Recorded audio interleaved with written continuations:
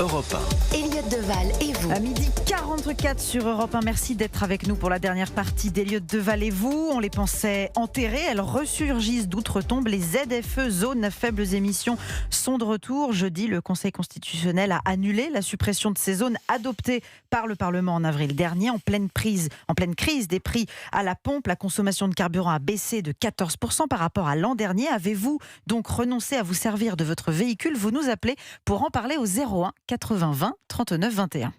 Et je vous propose qu'on écoute le sujet de Jacques Serret sur le fameux cavalier législatif. C'est un peu technique, mais au moins les choses seront claires. Le Parlement vote, le Conseil constitutionnel efface.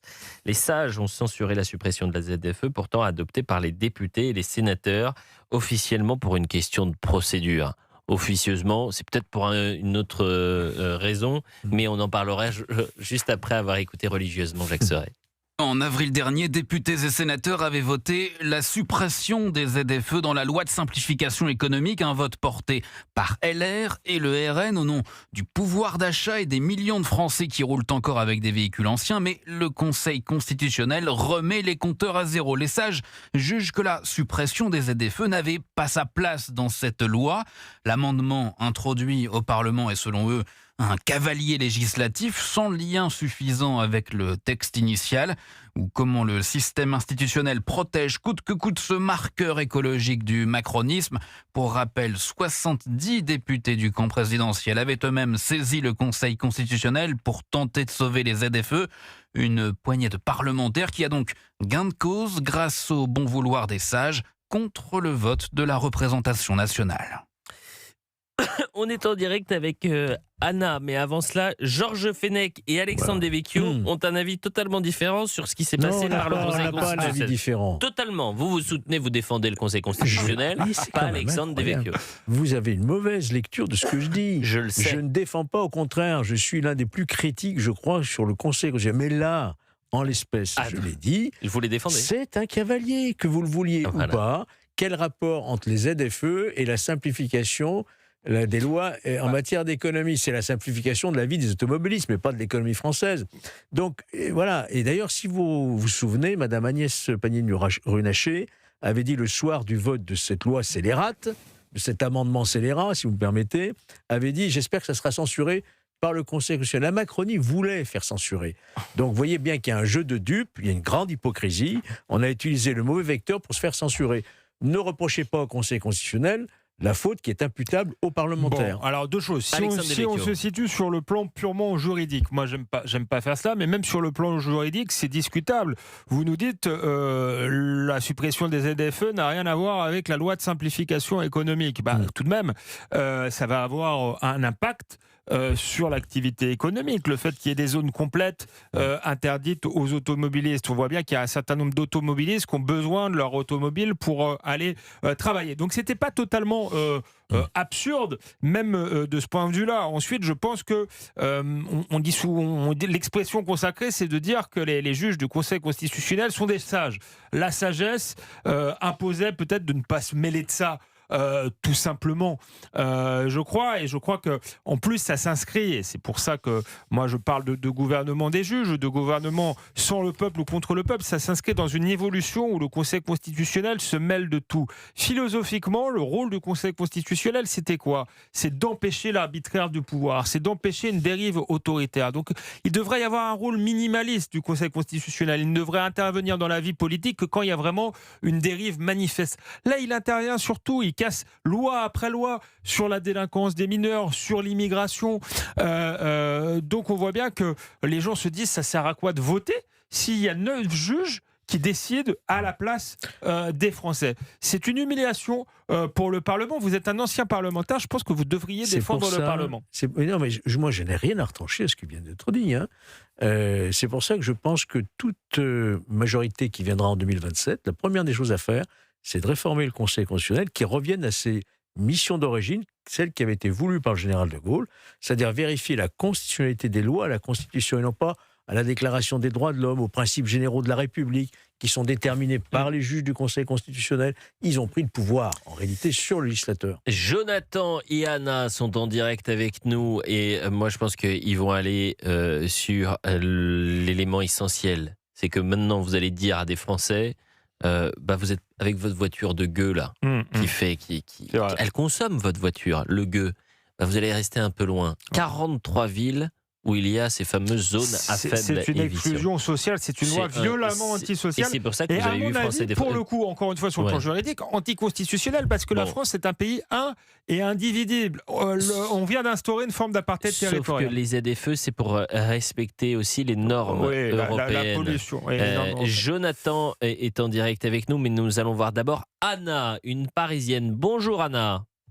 Bonjour, comment allez-vous ? Parlez un tout petit peu plus fort, s'il vous plaît. Non, je plaisante parce que vous parliez. Comment allez-vous ? Ça va très bien, mais c'est un peu fort là, Anna. Très bien. D'accord. Vous êtes où, Anna ? Là, je suis porte d'Orléans, au soleil. Écoutez, vous profitez. Il fait beau du côté de la porte d'Orléans ? Très très bien, il fait très très beau. Bon, alors. Et moi, j'ai triché parce que j'ai Antoine qui m'a contacté hier pour préparer le sujet. Tant mieux, c'est bien. Ça veut dire que vous anticipez aussi des auditeurs. C'est formidable. Voilà.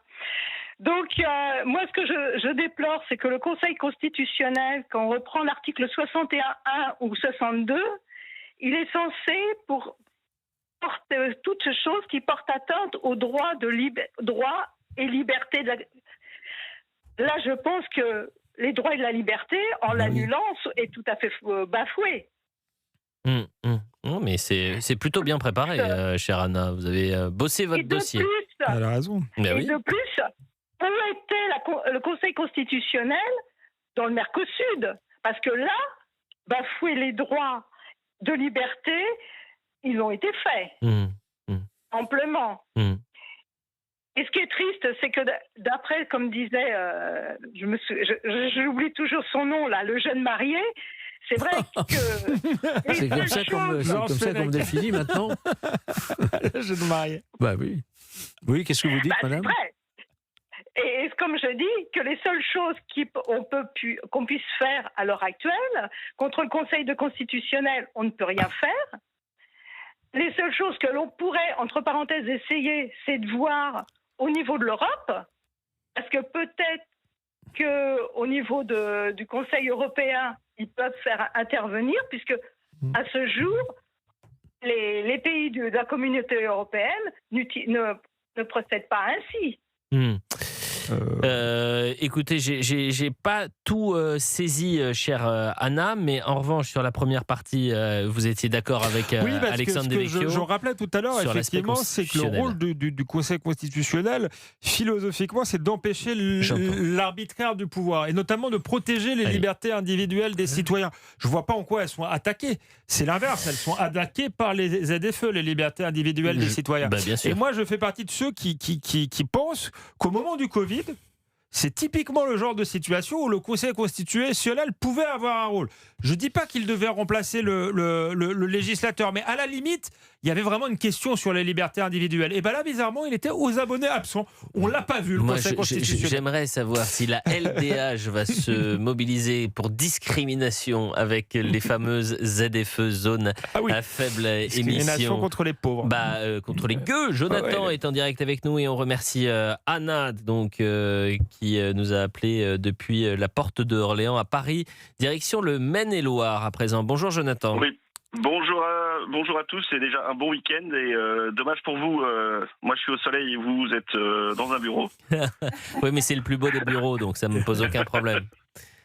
Non, effectivement, je suis pas mal d'accord avec vous. Je suis moins concerné parce que moi j'ai anticipé en fait il y a 10 ans en achetant une voiture hybride, critère 1, qui me permet de rouler un petit peu partout. Oui, donc, mais Jonathan, tout le monde n'a pas les moyens. Critère 1, vous l'avez acheté combien votre voiture ? Tiens, c'est exact. J'ai payé moins de 10 000 euros parce que à l'époque, les voitures hybrides avec lesquelles roulent tous les taxis parisiens, ça coûtait pas très cher en voiture d'occasion. On n'était pas encore avec la crise du diesel, etc.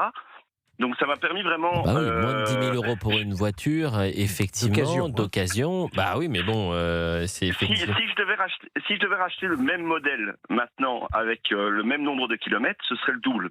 Oui, donc vous avez fait un bon choix. Vous avez fait... J'ai vraiment eu un bon coup de pif, parce que... Mais là, techniquement parlant, supprimer les ZFE, ça aurait été génial. Et le Conseil constitutionnel est complètement, ils sont complètement ahuris, nos papis, d'annuler l'annulation des ZFE, parce que en fait, on a déjà les vignettes critères. On rajoute des ZFE. On ne tient absolument pas compte du poids des véhicules. Tu peux avoir une voiture super propre mais qui pèse 3 tonnes dans laquelle tu peux rentrer. Maintenant, dans la ville de Paris, si on roule avec une plaque étrangère et qu'on a un véhicule propre, on paye plein pot, même le stationnement. Donc, on pourrait se dire, on vient dans des zones où on peut circuler. Mais à Paris, en tout cas, à 18 € de l'heure dans certains quartiers, même à les restaurants, c'est problématique. Bah bien sûr, vous avez entièrement raison. C'est profondément excluant. Complètement. Et en plus, on est en Europe. Et en Europe, finalement, tu as une voiture avec une vignette critère. Tu vas à Bruxelles, tu vas dans des villes belges, tu dois t'inscrire et inscrire ton numéro de plaque sur un autre système. Tu vas dans d'autres villes, c'est encore un autre système. Oui, c'est la galère. Pourquoi ne pas essayer d'uniformiser tout ça? Et en plus, quand tu as une plaque étrangère et que tu prends la vignette critère, tu dois renseigner ta carte grise, tu dois renseigner tout un tas d'informations. Et pour aller à Paris, il faut renvoyer toutes ces informations-là. Ouais, vous êtes en train de me perdre là, Jonathan. J'ai compris. En une phrase, c'est insupportable, c'est la croix et la bannière. Non, mais quand on se déplace avec la Belgique. C'est intéressant parce que c'est compliqué. Les ZFE sont portés par des gens qui se définissent plutôt comme progressistes, qui sont en général favorables à l'ouverture des frontières et qui rétablissent des frontières invisibles autour des centres-villes. Donc oui, c'est les gens qui sont pour le vivre ensemble, l'ouverture à l'autre, ne sont pas toujours ceux qu'on croit. Mais bien sûr, ça peut être aussi ceux qui ont des œillères extrêmement efficaces. Un grand merci, Jonathan, de nous avoir appelés.